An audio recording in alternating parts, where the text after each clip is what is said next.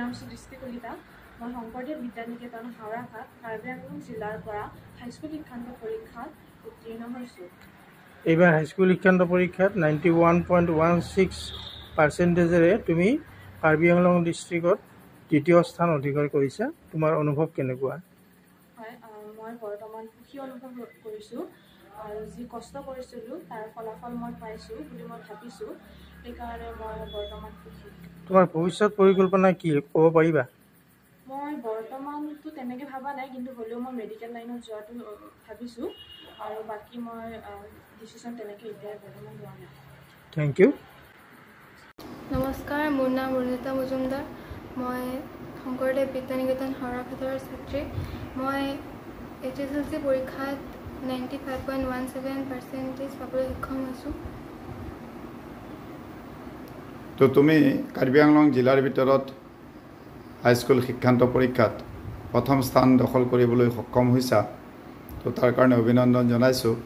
তো তাত তোমাৰ অনুভৱ কেনেকুৱা? মই ফলাফল যিটো আছে মই এতিয়া বহুত ভাল পাইছোঁ।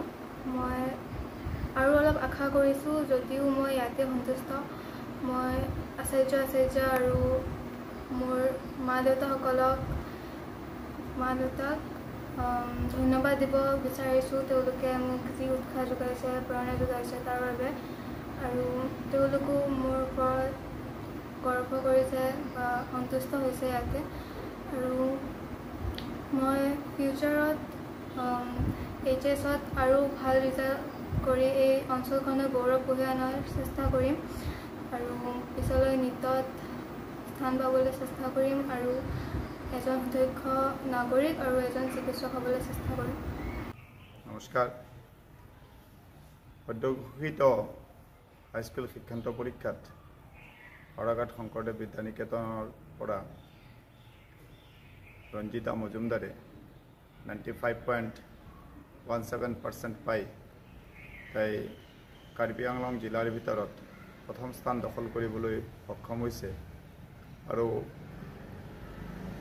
দৃষ্টি কলিতা 91.17% পাই